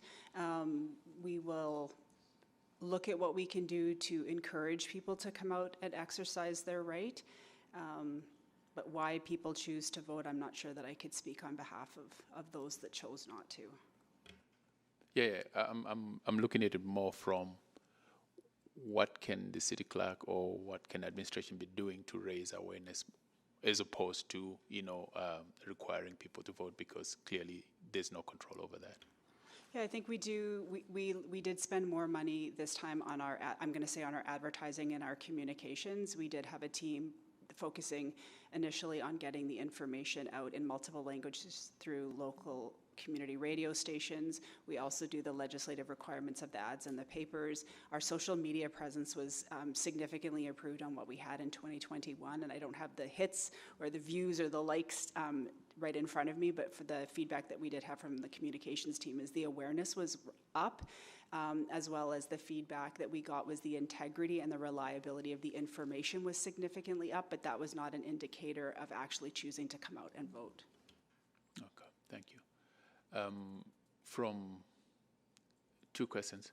So for the external audit side, internal auditor, how are you going to ensure that the recommended training is going to be implemented? Because there's a reference to training.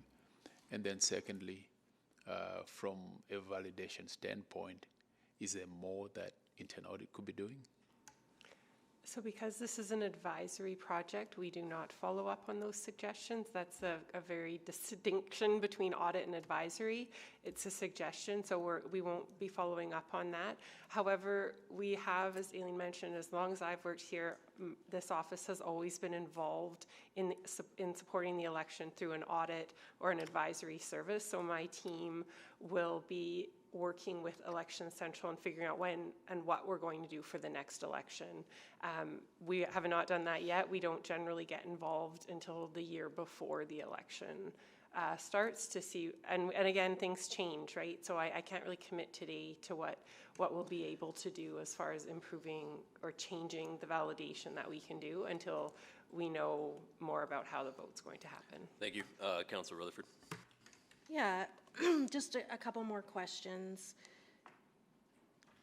You advised Edmonton elections leading up to the election on some of the checks and balances to mitigate risk, correct? Correct. We reviewed their documentation to see and attended walkthroughs and that type of thing. So, like, I think, you know, many, and, you know, we did get high profile, the race in Sipawinnuwak, but I saw it as actually a positive because it looked like the checks and balances that were advised by the city auditor and implemented by Edmonton elections actually safeguarded against what we were worried about happening. Is my understanding correct? And would you like to speak to that? I believe you're correct that that shows that the, what I call compensating controls worked. To the returning officer, do you have anything to Yeah, add? we spent a lot of time on this, making sure that for no reason, really important election results, and we had lots of checks and balances. We think the checks and balances were frustrating to work through. I do appreciate that. I do recognize that it was tough for candidates, and I do understand it was frustrating for some people up here, but we took our time. We were transparent about the issues that we were experiencing, and we made sure that we would get it right. Elections are messy, and we took our time to validate the responses and the results by the Friday. We had 4 days to do it, and we met our timelines. Perfect. And again, just I want to go back to that, like the difference. How many election workers did you have with the in when we had tabulators? When you had tabulators versus how many election workers, you know, new people, like Mr. Robar said, 6,000 on the day of. What's the delta between the scope and scale of new staffers? Because even with returning people, you'd still have a lot of people that would have So never. I won't speak to the number of people because they held multiple roles, but we had over 6,400 people working in this election, and I had low 3,000s in 2021. So it's almost double. Yeah, which is why we spent so hard and so long recruiting the right people for these roles. Mm-hmm. But there would obviously be training hiccups and learnings and. Training 6,000 people is not easy, 100%. But we are going to try to do better in 2029 and make the process even simpler. But in-person training for 6,000 is hard. That's very hard. And the last thing I want to say, because again, I think we're talking a lot about this, and yes, we take ownership, but there is legislation that, you know, that has really changed the game. And I think one of the things that I'd like to highlight, because you said that 7 staff are still staying on. That didn't happen before either, correct? No, like full credit to the discussion that we had in council in 2024. We were back 3 times explaining the complexities of what we were going into and that we didn't know what we didn't know. So 2 significant decisions were made in 2024. One was to create the reserve fund, and 2, as a consequence of that, we were able to retain 3 of the employees that came on a temporary basis. We're able to retain them, so we're very grateful because the complexities moving forward are not, it's getting more complex, not simple, and we need to still be providing a lot of support to candidates. Still have outstanding requirements to please get your financial disclosures in by March 2nd, so we're providing still ongoing support. And do we anticipate, like with the 7 staff, part of those were retained in anticipation for things like recall legislation, correct? Yeah, and other changes. Like the maintenance of the registry? Absolutely, the technology that's required. Eddie actually talked about this yesterday. We do need to maybe go back to the drawing board and see what's out there. Procuring these systems it's not quick, and we need to make the right decisions, but the planning for that starts now as soon as we're done our review. So we just want to make sure it's a really small team to be doing a pretty significant lift before we increase staff, which won't happen until 2028, 2029. Perfect. That just helps, I think, provide context to Edmontonians. Okay, that's all my questions. Thanks, Councillor Wright. Thank you. I'm just wondering if another challenge might have been like no-shows or people calling in sick at the last minute and how that impacted and I guess sort of what your backup plan was? Yeah, we talked a lot about the number of standby workers, and so we did actually have a backup pool of standby workers of 30% of the deputy returning officers, and we deployed and called every single one of them. And they all came in? Not all of them. I mean, life happens. You sign up to work an election May or June, and then come October, you're not able to make that commitment. So definitely on the day, there was a lot going on in October last year. Okay. And I also noticed or read in the report that you sort of consolidated experienced workers into certain polls that you thought were going to be the busiest. And I'm just, might it have been more advantageous to take those experienced workers and spread them around? What did it work? I do think it worked. We again, the team, in addition to encouraging 16 and 17-year-olds join the team, also brought forward an idea that we learned from the City of Toronto, which is adopt a voting station. We had a lot of people from the City of Edmonton branches actually adopt the whole voting station, and they worked from very early in the morning until very early the next morning. And so that was a really great way of us consolidating some expertise within some of the voting stations. I think they made up about 31 of the 222 voting stations. That might be something, looking over at the city manager, I'd like to expand in 2029. But how can they work from very early in the morning to very early the next morning when they can only be doing one role? So the election runs until 8 o'clock or till the voting station finishes. And then if you move over to count, you are technically doing a different role. You are not counting when voting is going on. So, and I don't know if Ms. Padbury is still behind me, but I know that she worked a voting station during the day, and then she stayed on as a count worker. And she was one person, but did 2 different roles on election day. Yes, I saw a number of employees at the Expo Center doing the advanced ballots. Okay, so you can have people working different roles at different points in the day? Yes. Okay. You can't do 2 jobs at the one time, but you can do 2 roles in one day. Okay. Thank you for that clarity. That's all I have, and thank you for getting us through it. Mr. Madamombe. Thank you, Mr. Chair. Just coming back to the city clerk on the training comment that's included in the city auditor report. It's a suggestion that more comprehensive training approach for election workers be considered in future. Is this a plausible suggestion to you? Absolutely. We will be redoing the training for 2029, and we will be looking at options. We have received feedback that people like on-hands training. That's just a challenge for 6,000, but we can absolutely look at what our options are. Okay, so you have a consideration or plan in place to ensure that this occurs? Although it's a recommendation, it's, in my opinion, it's a requirement. Okay, all right, thank you. Any further questions from any members of the committee or anybody online? Seeing none, I'll go to the selector to move the recommendation. I'll move that items 7.5 and 7.6 be received for information. Thank you. Any questions to the mover or administration or the auditor? Mover to close. Well, I just want to say thank you very much from both the auditor and administration and Edmonton Elections for giving us this interim report. Anybody who knows that they've had a job knows that day one is not always the best one. And so there's always opportunity for learning for any new process. And so I think that both reports will show what opportunities there are as we move forward. It's really great to see that more than 80% of people were in the voting stations for less than an hour. And so that just kind of goes to show that sometimes it's the minority that are the ones that get the attention in the headlines and the grabbing. So it's great to be able to have these types of reports to speak to the great work that happened on election day and before many years before Election Day.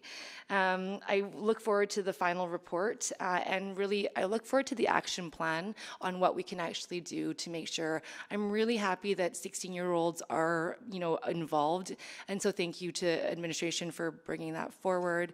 And I think that this goes to this, this will be a journey because a lot of people want to find the bad news and everything, and I think with these reports we can actually see the good news that comes with it.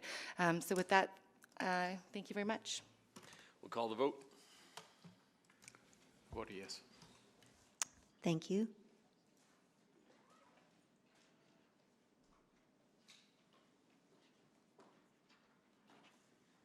We have all the votes. Display the vote.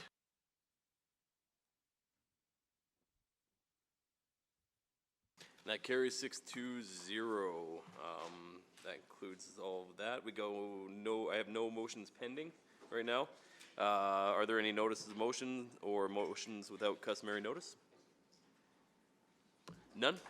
We're adjourned at 12:20. Thanks so much, everybody, for extending